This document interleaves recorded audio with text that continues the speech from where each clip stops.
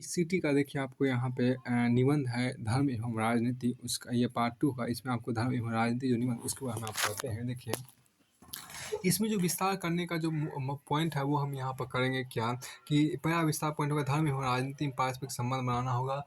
और उसके बाद आपको यहाँ पे क्या कि इस संदर्भ में विभिन्न इस संदर्भ में आपको विभिन्न राजनीतिज्ञों की विचारधारा रखना होगा। धर्म एवं राजनीति के संबंधों के धर्म एवं राजनीति के संबंधों के संदर्भ में होने वाली बहसों पर यूरोपियन चिंतन का प्रभाव।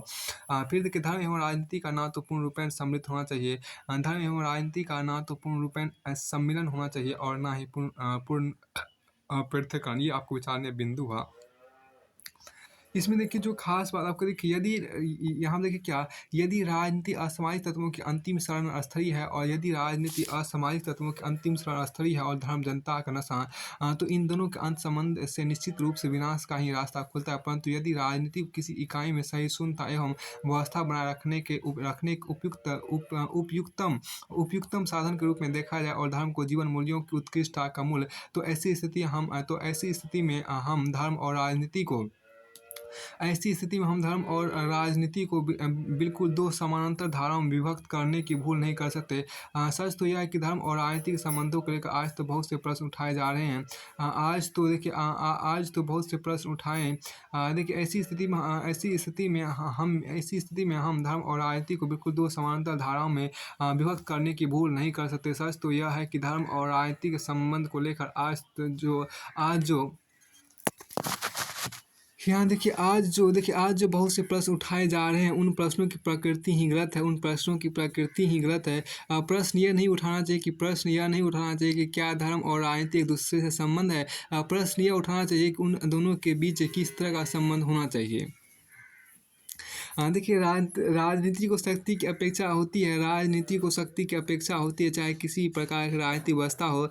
जब महात्मा गांधी या मौलाना अबुल कलाम आज़ाद जैसे लोग अपनी राजनीतिक सोच धर्म से प्रेरित समझते थे या कहते थे तो उनका लक्ष्यार्थ उस धार्मिक सोच से बिल्कुल भिन्न था जिसका बहाना लेकर आज राजनीतिक दल बना लिए जाते हैं या अलग भू प्रदेश की मांग की जाने लगती है।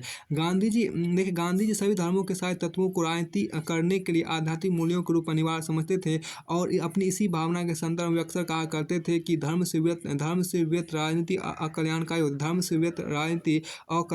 होती है।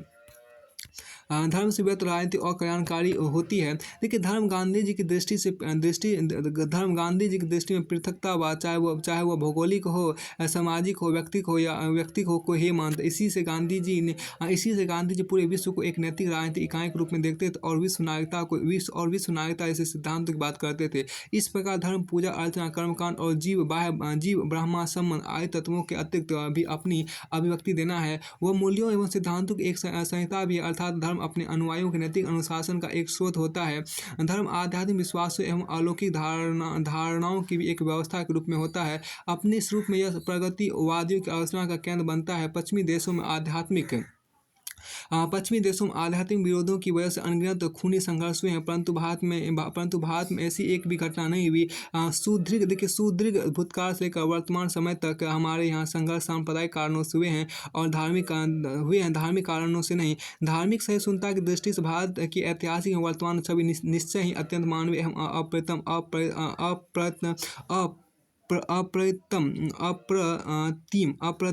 अप्रतिम रही है। धर्म व्यक्ति की पहचान का भी एक अनुप्रेक्षणीय अंग है। कोई व्यक्ति हो चाहे उसकी धर्म में आस्था हो या ना हो अथवा वो अपने को नास्तिक या अधार्मिक घोषित भी करता हो, अपने पारिवारिक या सामाजिक संबंधों की वजह से किसी न किसी रूप में किसी न किसी धर्म से संबंध हो ही जाता है। धर्म की यही भूमिका राजनीति में समस्या खड़ी करती है। आज लगभग सभी धार्मिक समुदायों में सामाजिक राजनीतिक लालसा देखी जा सकती है। विकास, गतिशीलता, मीडिया एवं जनसंचार क्रांति लालसा। आज लगभग सभी धार्मिक समुदायों में सामाजिक राजनीतिक लालसा देखी जा सकती है। विकास, गतिशीलता, मीडिया एवं जनसंचार की क्रांति, राजनीतिकरण एवं व्यक्ति मतदान आदि लोगों में एक तरह की आत्मिक सतर्कता पैदा किया। वर्गीय स्तर पर भारत में राजनीति की सैद्धांतिक पहचान तो विकसित नहीं हो पाई, धार्मिक पहचान ने उससे कमी को पूरा कर दिया, जो अत्यंत दुष्परिणामक रहा। फिर आज जो व्यवस्था का अस्तित्व देखिए, फिर आज जो व्यवस्था का अस्तित्व है उसमें हर व्यक्ति को व्यक्तिगत रूप से न्याय एवं सुरक्षा उपलब्ध हो पाना या करा पाना असंभव है। ऐसे में लोग अपनी वर्गीय पहचान के प्रति ज़्यादा जागरूक हो जाते हैं, उन्हें हो जाते हैं। फिर देखिए जो उन्हें उक्त चीज़ें उपलब्ध करा सकती है। इसलिए भारतीय राजनीति व्यक्ति का जितना महत्व उतना महत्व संप्रदाय का भी है। ऐसी परिस्थितियों में भारत में किसी भी तरह का धर्मनिरपेक्ष व्यवस्था तब तक सफल नहीं हो सकती जब तक कि हम धार्मिक विविधता के सत्य एवं तदनुरूप उनकी आर्थिक एवं राजनीतिक भूमिका को स्वीकार नहीं कर लेते। उदाहरण के तौर पर केंद्रीय राज्य स्तर पर तब तक कोई मंत्रिमंडल संतुलित नहीं कहा जा सकता जब तक उसमें हर संप्रदाय का प्रतिनिधित्व न हो, अन्यथा यह समझा जाएगा कि किसी संप्रदाय विशेष के साथ भेदभाव बरता गया है। इसलिए समस्या यह नहीं है कि राजनीति धार्मिक पहचान को स्वीकृति प्रदान करे अथवा नहीं। राजनीति यथार्थ की उपेक्षा कैसे कर सकती है? आज जिन प्रश्नों की प्रासंगिकता ज़्यादा है और जिन पर बहस की आवश्यकता उनमें प्रमुख है वे कौन से क्षेत्र हैं जिनमें इन पहचानों को मान्यता दी जाए और उन क्षेत्रों में उनकी सक्रियता को किस हद तक छूट दी जाए। इन पहचानों को आपस में एक दूसरे के साथ कैसे संबंध किया जाए और अन्य प्रकार की पहचान एवं राष्ट्रीय पहचान के साथ भी उनके रिश्तों की व्याख्या किस तरह से की जाए। देखिए, धर्म और राजनीति के संबंधों पर अभी जो अधिकांश बहसें चल रही है, धर्म और राजनीति के संबंधों पर अभी जो अधिकांश बहसें चल रही है, लेकिन उन पर यूरोपीय चिंतन का ज़्यादा प्रभाव है जो कि भारत के बहुत प्रासंगिक नहीं है। सबसे पहली बात तो यह कि भारत यूरोप के देशों की तरह किसी एक धर्म के अनुयायियों का देश नहीं है। दूसरी बात कि यूरोप के अधिकांश देशों का राजनीतिक इतिहास राज्य पर दूसरी बात है कि यूरोप के अधिकांश देशों का राजनीतिक इतिहास राज पर पोप के प्रभुत्व का रहा है और आज भी अनेक देशों में क्रिश्चियन राजनीति दर सक्रिय है। इस दृष्टि से भारत का अपना इतिहास ही अधिक प्रासंगिक एवं प्रेरणाप्रद है। यूरोप से भी भारत में कभी भी धर्मतंत्र नहीं रहा। जहाँ तक हिंदुओं की बात है, उनकी परंपरा में ऐसी कोई आचार संहिता कभी नहीं रही जिसमें राजनीति को अकाट्य दोषरहित या दैवीय कहा गया है, बल्कि राजा या ऋषि की परंपरा सांस्कृतिक एवं धार्मिक भूमिका में स्पष्ट विभाजन का सूचक है। ये दोनों भूमिकाएं अंत संबंध तो थी पर स्वायत्त थी।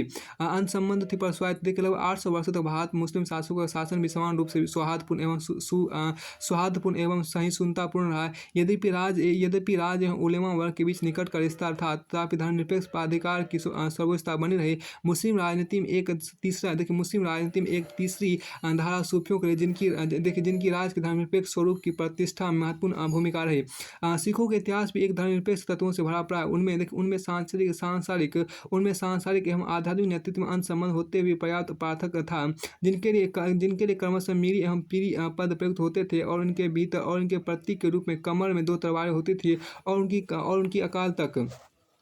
अकाल तख्त एवं हर मंदिर साहिब की पृथक व्यवस्था भी इसी विभाजन का प्रतीक है। गुरु परंपरा की समाप्ति के बाद सिखों के धार्मिक एवं धर्मनिरपेक्ष नेतृत्व एवं संस्थाओं का स्वरूप और भी स्पष्ट हो गया। इसलिए भारत में एक धर्म या एक संप्रदाय की प्रतिष्ठा बनाने का प्रयास अथवा सभी धर्मावलंबियों की एक पहचान बनाने का प्रयास अथवा एक राजनीतिक पहचान बनाने का प्रयास, एक और यदि अतीत की उपलब्धियों का अपमान होगा तो दूसरी और भविष्य को अशांतिपूर्ण बनाने का अभियान। देखिए, किसी भी धार्मिक संप्रदाय के हर व्यक्ति को किसी भी धार्मिक संप्रदाय के हर व्यक्ति को किसी राजनीतिक दल विशेष जुड़ने को बात करना अथवा उनके जुड़े होने की बात करना राजनीतिक मूल भावना के ही प्रतिकूल है। राजनीति में वर्गीय हित के साथ साथ व्यक्तिगत हित भी पृथक हो सकते हैं और इस पार्थक्य का सम्मान होना चाहिए। कम से कम वर्तमान राजनीतिक व्यवस्था में किसी व्यक्ति की धार्मिक स्वतंत्रता में हस्तक्षेप का सीधा सा अर्थ होता है राजनीतिक अधिकारों का हनन। इधर एक और प्रवृत्ति परंपरा धार्मिक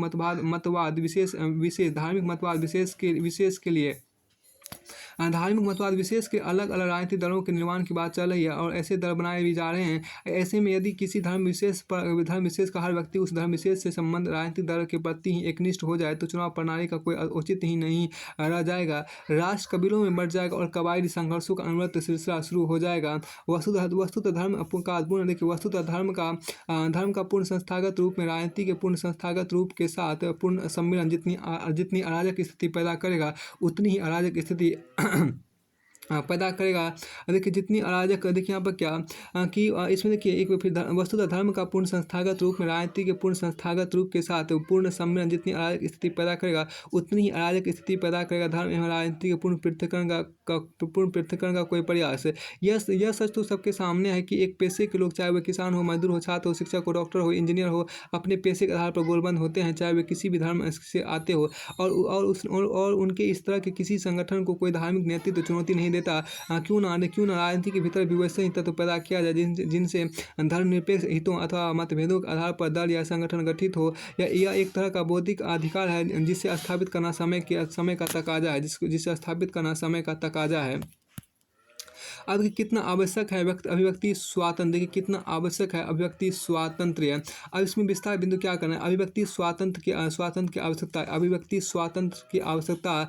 फिर देखिए इसके पक्ष एवं विपक्ष में तर्क वितर्क, उत्तरदायित्व के साथ स्वतंत्रता। देखो यहाँ पर क्या उत्तरदायित्व के साथ स्वतंत्रता। सीमित अभिव्यक्ति की स्वतंत्रता मनुष्य के व्यक्तित्व के विकास में, देखिए सीमित अभिव्यक्ति की स्वतंत्रता मनुष्य के व्यक्ति के विकास में सहायक। सीमित व्यक्ति की स्वतंत्रता मनुष्य के व्यक्तित्व विकास में सहायक। और निष्कर्ष की बात यहाँ पर करेंगे। देखिए नवजात शिशु का क्रंदन बाहरी दुनिया के प्रति उसकी प्रतिक्रिया की अभिव्यक्ति है। देखिए नवजात शिशु का क्रंदन बाहरी दुनिया के प्रति उसकी प्रतिक्रिया की अभिव्यक्ति है। अधिक अभिव्यक्ति की इच्छा किसी व्यक्ति की भावनाओं, कल्पना एवं चिंतन से प्रेरित होती है और अपनी अपनी क्षमताओं के अनुरूप होती है। अपनी भावना अपने मत को व्यक्त करने की आकांक्षा कभी कभी इतनी प्रबल हो जाती है कि मनुष्य अकेला होने पर अपने आप से बातें करने लगता है। परंतु अभिव्यक्ति की निर्दोषता या सदोषता का सवाल तभी खड़ा होता है जब अभिव्यक्ति संवाद का रूप ग्रहण करती है व्यक्तियों के बीच या समूहों के बीच। अब यहाँ देखिए विचारों का आदान प्रदान मानव सभ्यता के साथ शुरू से ही जुड़ा हुआ है। विचारों का आदान प्रदान से मानव का व्यक्तित्व विकास तो होता ही है, समाज की सामाजिकता भी इसी से बनती है और उसका विकास भी होता है। वैसे शायद ही कभी सभ्यता के इतिहास में अभिव्यक्ति की पूर्ण स्वतंत्रता दी गई हो, यद्यपि हर युग में प्राधिकार ऐसे दावे करते रहे हैं। ठीक, अभिव्यक्ति की स्वतंत्रता का अभिप्राय दो प्रकार के संवादों से, एक तो मीडिया के द्वारा सूचनात्मक और दूसरा व्यक्ति का स्तर विचारों या मतों का प्रकाशन। इसमें कोई संदेह नहीं कि सूचनाओं के स्वतंत्र प्रसार से समस्त राष्ट्र प्रगति के पथ पर अग्रसर होता है, विशेषकर आर्थिक एवं वैज्ञानिक प्रसंगों में। और प्रजातंत्र में प्रेस को एक सचेतक कहा गया है जो समस्त राजनीतिक दुर्व्यापारों पर कई निगरानी रखता है, वह प्रजातंत्र को सही दिशा देता है। प्रजातंत्र में प्रेस दोहरी भूमिका निभाता है, एक और वह किसी रचनात्मक प्रवृत्ति के निर्माण में सक्रिय भूमिका निभाता है और जनमत से सरकार को परिचित कराता है, और दूसरी और सरकार की नीतियों एवं कार्यक्रमों से वह जनता को परिचित कराता है। यदि सरकार की नीतियाँ एवं कार्यक्रम राष्ट्रीय एवं सामाजिक हित में है तो प्रेस के माध्यम से सरकार को जन समर्थन भी मिलता है। परंतु सूचनाओं के प्रस्तुतिकरण पर किसी न किसी प्रकार के पूर्वाग्रह, चाहे वो राजनीतिक हो या प्रजातीय हो अथवा सामाजिक पूर्वाग्रह हो, के प्रभाव की संभावना रहती ही है। इसी से कभी कभी किसी समाचार को दुर्भावना से प्रेरित घोषित कर दिया जाता है। प्रेस पर सेंसरशिप या संपादकीय विनियमन का प्रसंग मुख्यतः उन मुद्दों पर उठता रहता है जिन पर सरकार की नीति की आलोचना की सबसे अधिक संभावना बनी रहती है। परंतु अभिव्यक्ति की पूर्ण स्वतंत्रता तो संसार में कहीं है ही नहीं। हमारा संविधान भी अभिव्यक्ति की स्वतंत्रता तो देता है, परंतु कुछ हिदायतों के साथ उस अभिव्यक्ति का प्रभाव देश की एकता, अखंडता एवं संप्रभुता पर नहीं पड़ना चाहिए। सामाजिक व्यवस्था या सौहार्द को ठेस नहीं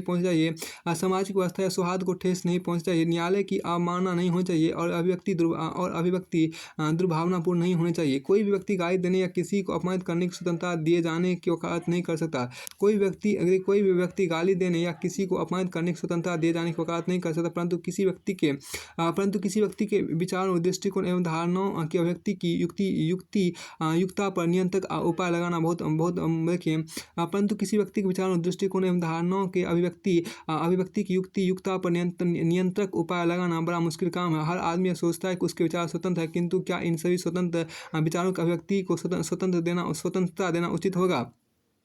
कोई भी अधिकार प्राप्त करना तभी संभव हो पाता है जब उत्तरदायित्व लेने की इच्छा या दृढ़ता हो। देखिए, कोई भी अधिकार प्राप्त करना तभी संभव हो पाता है जब उत्तरदायित्व लेने की इच्छा तथा दृढ़ता हो। अभिव्यक्ति की स्वतंत्रता भी कई उत्तरदायित्व साथ लेकर आती है। यदि कोई समाज इन उत्तरदायित्वों की पूर्ति करने में अक्षम हो तो वह समाज अभिव्यक्ति की स्वतंत्रता का अधिकारी कैसे हो सकता है। यदि किसी व्यक्ति की अभिव्यक्ति से परिवार, समाज या देश में किसी प्रकार का नकारात्मक प्रभाव पड़ता है तो क्या ऐसी अभिव्यक्ति का दमन उचित नहीं। आज का युग सोशल मीडिया का युग है। किसी भी देश, समुदाय, जाति, उम्र, लिंग, शैक्षणिक स्तर वाले सभी व्यक्ति सोशल मीडिया का प्रयोग कर रहे हैं। इस तथ्य से एक महत्वपूर्ण बात यह सामने आती है कि यह मीडिया समाज को सकारात्मक सोच से ओतप्रोत करने के साथ ही साथ ऐसे विचारों से भी भर रहा है जो नकारात्मक है, विध्वंसात्मक है। समाज देश मानवता के लिए विघटनकारी है। अतः यह स्पष्ट हो जाता है कि अभिव्यक्ति की स्वतंत्रता को एक सीमा में बने रहना अति आवश्यक है। अन्यथा देखिए यहाँ पर क्या द्वेषपूर्ण हिंसात्मक विघटनकारी विचारों के प्रसार में अधिक समय नहीं लगता। अभिव्यक्ति की स्वतंत्रता का एक पहलू यह भी है कि कौन व्यक्ति किस स्थिति तथा किस स्थान पर कौन सी बातें कर रहा है। यह व्यक्ति के इर्द गिर्द मौजूद समुदाय पर तो निर्भर करता है, परंतु इस पर बात भी निर्भर करता है कि व्यक्ति किन विचारों वाला है या वह किस मानसिक स्थिति से गुजर रहा है। कोई यह भी निश्चित नहीं है कि जो व्यक्ति या वस्तु या स्थिति किसी के अनुसार आज खराब है, भविष्य में भी उस व्यक्ति के लिए बुरी ही होगी। ऐसे में किसी व्यक्ति द्वारा समुदाय को अभिव्यक्ति की पूर्ण स्वतंत्रता दे देना विध्वंसकारी ही होगा। अब देखिए यहाँ पर मार्च 2015 सर्वोच्च न्यायालय ने भारतीय सूचना प्रौद्योगिकी अधिनियम की धारा 66 को अभिव्यक्ति की स्वतंत्रता पर हमला करने वाले बताते हुए निरस्त कर दिया। उच्चतम न्यायालय ने अपने निर्णय में कहा कि इस धारा को समाप्त करना ही होगा। इस धारा को समाप्त देखिए यहाँ पर जो कहा गया कि मार्च 2015 में सर्वोच्च न्यायालय ने भारतीय सूचना प्रौद्योगिकी अधिनियम की धारा 66 को अभिव्यक्ति की स्वतंत्रता पर हमला करने वाले बताते हुए निरस्त कर दिया। उच्चतम न्यायालय ने अपने निर्णय में कहा कि इस धारा को समाप्त करना ही होगा क्योंकि अभिव्यक्ति की स्वतंत्रता पर लगने वाला उचित प्रतिबंधों की परिधि से आगे चली गई है।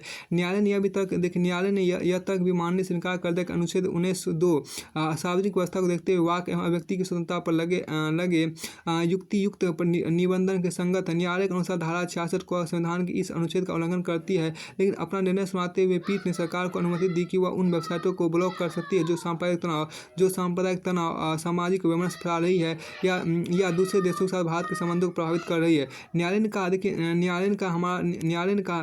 कहा कि हमारा संविधान विचार, अभिव्यक्ति एवं धर्म की आज़ादी प्रदान करता है। किसी भी लोकतंत्र में ये मूल संवैधानिक व्यवस्था के तहत मुहैया कराए जाते हैं। इस संबंध में धारा 66 को पूरी तरह से अस्पष्ट है एवं लोकतांत्रिक देश के नागरिक होने के नाते हमें असंतोष का अधिकार तथा विचारों का अभिव्यक्ति भले ही अलोकप्रिय हो को भी जगह देने की आवश्यकता है। न्यायाधीश द्वय के अनुसार हम सरकार के इस आश्वासन पर नहीं जा सकते कि प्रावधान का दुरुपयोग नहीं होगा। भले ही सरकार का मंतव्य उचित हो, लेकिन सरकारें आती रहेगी और जाती रहेगी, पर इसके लिए किसी अवैध कानून को जारी नहीं रखा जा सकता और अगली सरकार इसे कैसे देखेगी ये कहा नहीं जा सकता। यदि किसी व्यक्ति के विचार सामाजिक मान्यता एवं विश्वासों के विरुद्ध है और इसे सामाजिक स्वास्थ्य पर अत्यंत प्रतिकूल प्रभाव पड़ता है तो निश्चित रूप से ऐसे विचारों की अभिव्यक्ति पर प्रतिबंध लगाना चाहिए। परंतु यहाँ यह प्रश्न उठता है कि आखिर बुद्ध, महावीर, ईसा मसीह, पैगंबर मोहम्मद आदि के विचार भी तो सामाजिक मान्यताओं के प्रतिकूल थे। फिर प्रतिकूल विचारों के प्रति कैसा दृष्टिकोण होना चाहिए। जाहिर है जो आलोचना सामाजिक स्वास्थ्य के लाभकर हो उनकी अभिव्यक्ति में कोई बुराई नहीं है, पर जो आलोचना केवल सामाजिक सौहार्द को बिगाड़ने के लिए पैदा की जाती है उस पर प्रतिबंध तो लगना ही चाहिए। सामान्यतः विश्व स्तर पर उदारवादी एवं प्रगतिशील विचारों का मुख्य विरोध कलात्मक अभिव्यक्तियों की स्वतंत्रता पर प्रहार के खिलाफ है, चाहे वह साहित्य प्रतिबंध के रूप में हो या फिल्म पर सेंसर के रूप में या किसी अन्य प्रकार की कलात्मक अभिव्यक्ति है।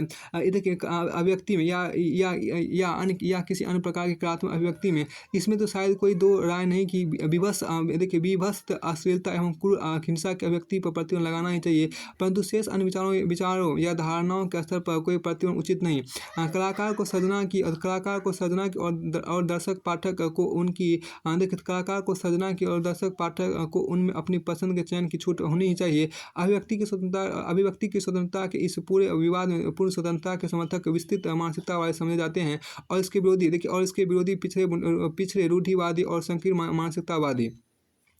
निश्चित रूप से समाज में आज दोनों ही श्रेणियों के लोग रूढ़िवादी नजर आते हैं। पूर्ण स्वतंत्रता के लिए हाय तौबा मचाने वाले अभिव्यक्ति को बस एक पक्षीय मानने की भूल करते हैं, और विरोधी अपनी भावनाओं को इतना महत्व दे देते हैं कि उनके लिए वह गले की हड्डी बन जाती है। आज सबसे बड़ी समस्या यह है कि कोई भी व्यक्ति समझौतावादी रुख अपनाता ही नहीं है। या तो कोई विचार पूरी तरह गलत सिद्ध किया जाता है, या तो कोई विचार पूरी तरह से गलत सिद्ध किया जाता है, या पूरी तरह सही। समाज के दोनों पक्ष बिल्कुल दो समांतर धाराओं में चलते हैं। सम्मिलन की कोई संभावना ही नहीं होती। या तो विरोध में मौत के फतवे जारी हो जाते हैं, या समर्थन में लंबी चौड़ी बहस हो जाती है। मनुष्य आज सर्वत्र अपनी सहिष्णुता खोता जा रहा है। समाज का अस्तित्व है। समाज का अस्तित्व देखिए, समाज की व्यवस्था तभी संभव है जब उसकी न्यूनतम इकाई अर्थात मनुष्य अपने अधिकारों का निर्वहन सकारात्मक उत्थान के लिए करे, ना कि अपने विरोधियों के पतन के लिए। कहा जाता है कि मुख से निकले शब्द कभी लौट कर नहीं आते। इस बात से स्पष्ट होता है कि हमेशा से ही व्यक्ति को यह समझाने का प्रयत्न किया जाता रहा है कि आप जो कुछ भी कहें वह सकारात्मक हो, सृजन के लिए हो, अन्यथा कोई विचार अधिक विध्वंसकारी हो तो उसको रोक देना परिवार या समाज का कार्य है। और यदि ऐसा कर पाना असंभव है तो सरकारी कानून ही ऐसी अभिव्यक्तियों को रोकने का कार्य करे। तभी समाज में आपको वैमनस्य कम हो सकता है। वैमनस्य कम हो सकता है। अन्यथा हिंसा ही हिंसा को जन्म देगी। द्वेष ही द्वेष को तथा सकारात्मक विचार ही सकारात्मक विचारों को आगे बढ़ाएगी। देखिए अर्थात यहाँ देखिए, अहिंसा ही हिंसा को जन्म देगी, द्वेष ही द्वेष को तथा सकारात्मक विचार ही सकारात्मक विचारों को आगे बढ़ाएगी। अभिव्यक्ति की स्वतंत्रता के प्रति उदार दृष्टिकोण कभी कभी एक अच्छी खासी भोली भाली जनसंख्या को फांसीवादी बना देता है, सांप्रदायिक बना देता है, गुमराह कर देता है। निश्चित रूप से ऐसी प्रवृत्ति पर अंकुश लगाना ही चाहिए। अपने विचारों एवं धारणाओं के प्रति एक तर्कपूर्ण दृष्टिकोण तो रखना ही चाहिए। जैसे हम अपने भाई दोस्त से बहुत प्यार करें तो ये अच्छी बात है, परंतु जब उनका किसी दूसरे से झगड़ा हो जाए तो दूसरे के पक्ष को भी सुनने से प्यार कम नहीं हो जाता। यदि यहाँ देखिए क्या है कि यदि ऐसा ही दृष्टिकोण हम अपने विचारों के प्रति भी रखें तो कोई विवाद ही नहीं होगा। वस्तुतः धार्मिक रूढ़िवाद एवं बौद्धिक रूढ़िवाद दोनों ही विचारों की स्वस्थ अभिव्यक्ति में बाधक है। व्यक्ति को अपनी अभिव्यक्ति के प्रति खुद सतर्कता बरतनी चाहिए। जैसे मनुष्य अपने चलने के अधिकार का प्रयोग कर समुद्र पर चलने या कुएं पर गिरने की कोशिश नहीं करता, उसी प्रकार उसे अपनी अभिव्यक्ति के अधिकार का प्रयोग कर अपने को अनैतिक या धूर्त बनाने के लिए भी नहीं करना चाहिए।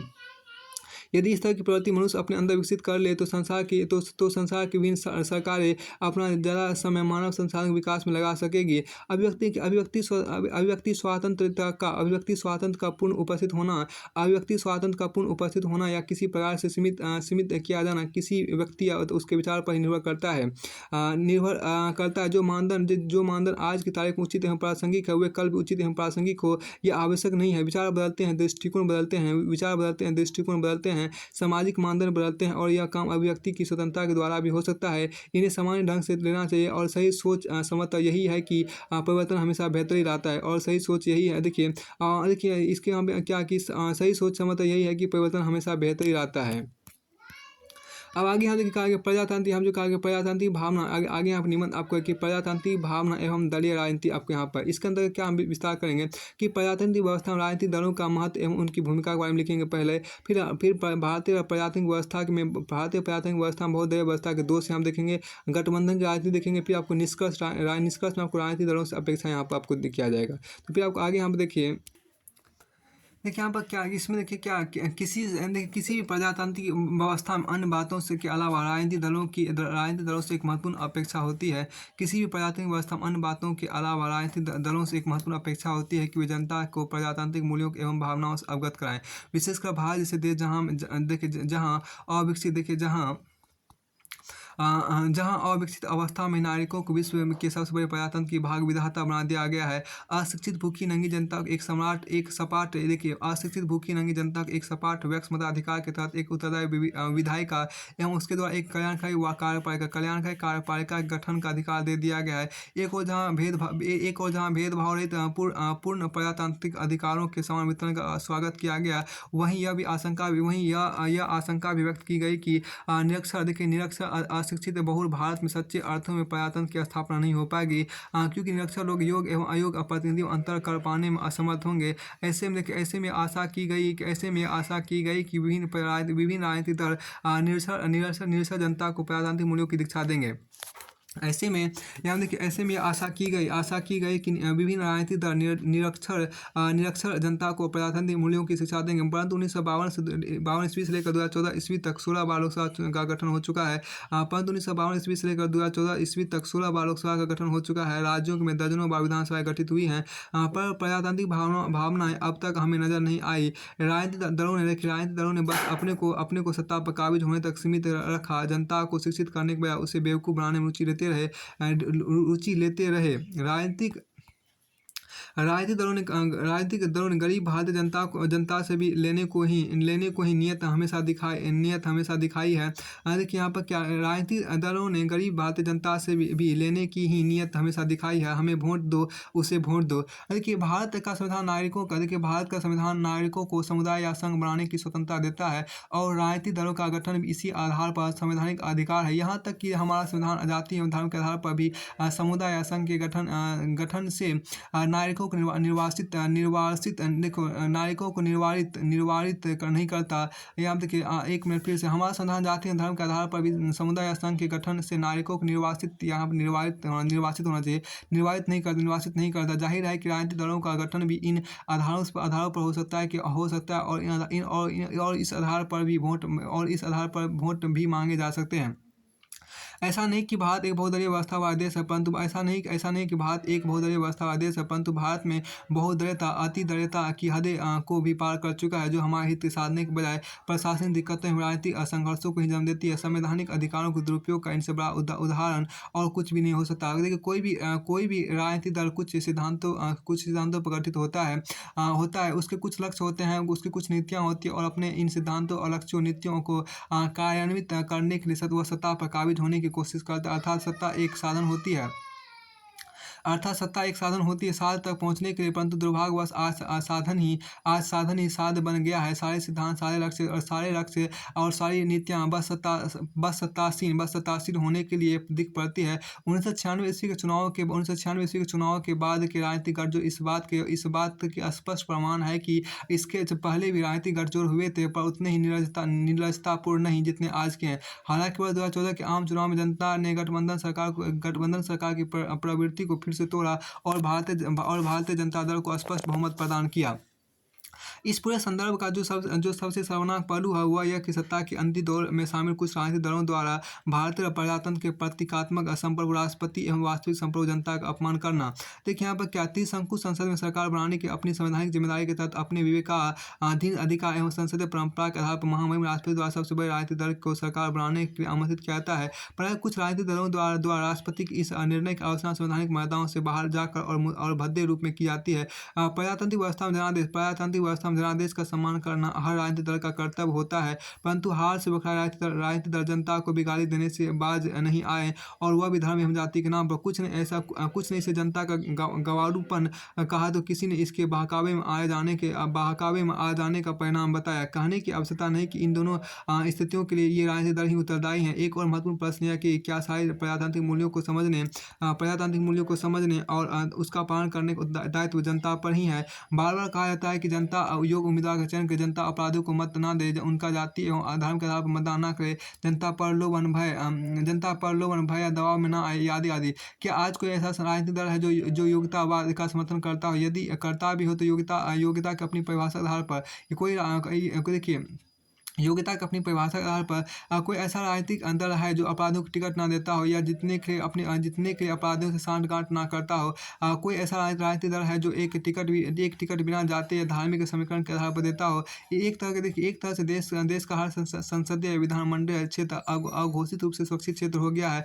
अमुक क्षेत्र में अमुक जाति या धर्म के मतदाता सर्वाधिक है, इसलिए उसी जाति या धर्म के व्यक्ति को उम्मीदवार बनाना है। किसी भी प्रजातंत्र के लिए जितना जितना शर्मनाक उतना ही खतरनाक भी है। रही बात प्रलोभन, भय या दबाव में ना आने की, तो किस राजनीतिक दल ने इतना इसका सहारा नहीं लिया है? अर्थशास्त्र का कौन सा नियम आज की तारीख में 2 रुपए चावल को विवेक सम्मत बता सकता है? निश्चित रूप से यह घिनौनी राजनीति ही इस नि निश्चित रूप से यह घिनौनी राजनीति का विभत्स खेल है। जनता को हमेशा निकम्मा एवं बेवकूफ़ बनाए रखने का देश का राजकोष ना हो गया, जादुई पिटारा हो गया है। भय और दबाव भी किसी एक राजनीतिक दल का हथकंडा नहीं है। हर राजनीतिक दल अपने सामर्थ्य एवं स्तर से इन हथकंडों के प्रयोग से चूकना नहीं चाहता। जिस देश की जनता 2 जून की रोटी नहीं जुटा पाती, उस देश की जनता से प्रलोभन ना आ पाने की अपेक्षा करना बेईमानी है। जिस देश में मंत्री से लेकर होमगार्ड का जवान तक नागरिकों की इज्जत एवं जान की कीमत कुछ भी ना समझता, उस देश की जनता से भय या दबाव में आने की अपेक्षा करना बेईमानी है। भय या दबाव में ना आने की अपेक्षा करना बेईमानी है। देखिए यहाँ पर क्या है, उस देश की जनता से भय या दबाव में ना आने की अपेक्षा करना बेईमानी है। इस संदर्भ में सबसे महत्वपूर्ण प्रश्न 1999 उस समय सामने आया जब 17 अप्रैल 1999 को कांग्रेस, वाम मोर्चा, क्षेत्रीय एवं जातिवादी दलों की एकजुटता के कारण वाजपेयी सरकार ने मात्र 1 वोट से विश्वास मत खोया। स्वार्थ के दलदल में आकंठ धंसे इन राजनीतिक दलों को एक बार भी यह ध्यान नहीं आया कि भारत जैसे गरीब देश में साल दर साल चुनाव कितना नुकसानदेह है। आज अचानक ऐसा क्या हो गया कि जनता चुनाव चाहने लगी? फिर प्रश्न यह भी है कि उसके पास एक ऐसा कौन सा उपादान है जिसके जरिए वे जान जाते हैं कि जनता चुनाव चाहती है या नहीं। वस्तुतः जनता तो एक बहाना है। जिस दल को लगता है कि यदि चुनाव हुए तो उसे राजनीतिक लाभ नहीं मिलेगा, वह दल कहना शुरू कर देता है कि जनता चुनाव नहीं चाहती। जबकि जिन दलों को चुनावी सफलता की संभावना दिखाई देती है, वे जनता का हवाला देकर चुनाव की वकालत करने लगते हैं। जनता की इच्छा देखिए, जनता की इच्छा या अनिच्छा से वास्तव में उन्हें कुछ लेना देना नहीं है। क्या जनता की इच्छा से वे गैर जिम्मेदार आचरण करते हैं? जाहिर है कि इन सारे प्रश्नों का जवाब नकारात्मक ही होगा। सच तो यह कि चाहे सत्ता पक्ष या विपक्ष, कोई भी अपनी नीतिगत निर्णयों में जनता की इच्छा या अनिच्छा की परवाह नहीं करता। राजनीतिक दलों एवं उनके नेताओं की जनता की अहमियत वोट बैंक से ज़्यादा कुछ नहीं है। अपने राजनीतिक स्वार्थ के उन्होंने चुनाव को बेईमानी बना दिया है। और लोकतंत्र अराजकता नहीं है बल्कि एक व्यवस्था है, जीवन पद्धति है। दुर्भाग्य यही है कि अपने आचरण और सोच से हमारे राजनेता को देखिए जीवन पद्धति देखिए यहाँ पर क्या है कि लोकतंत्र अराजकता नहीं है बल्कि एक व्यवस्था है, जीवन पद्धति है। दुर्भाग्य यही है कि अपने आचरण और सोच से हमारे राजनेता उसे अराजकता में बदल रहे हैं। जिस तरह से हमारी जनता अशिक्षित और निर्धन होते हुए भी तमाम सांस्कृतिक विभेदों के बावजूद भाईचारे की जिंदगी सदियों से बसर कर रही है, उसी तरह से राजनीतिक दलों को भी अपने सैद्धांतिक मतभेद यदि कोई हो तो से ऊपर उठकर आपसी समन्वय से रचनात्मक राजनीति के लिए पहल करनी चाहिए। और उनके लिए तो यह अपेक्षाकृत आसान भी है, क्योंकि वे प्राय शिक्षित भी है और निर्धन भी नहीं है। क्योंकि वे प्राय शिक्षित भी हैं और निर्धन भी नहीं है। फिर आपको देखिए धर्मनिरपेक्षता की बात यहाँ पर लिखा गया है। धर्मनिरपेक्षता जो है देखिए इसमें अब खास यहीं पर रखिए आपको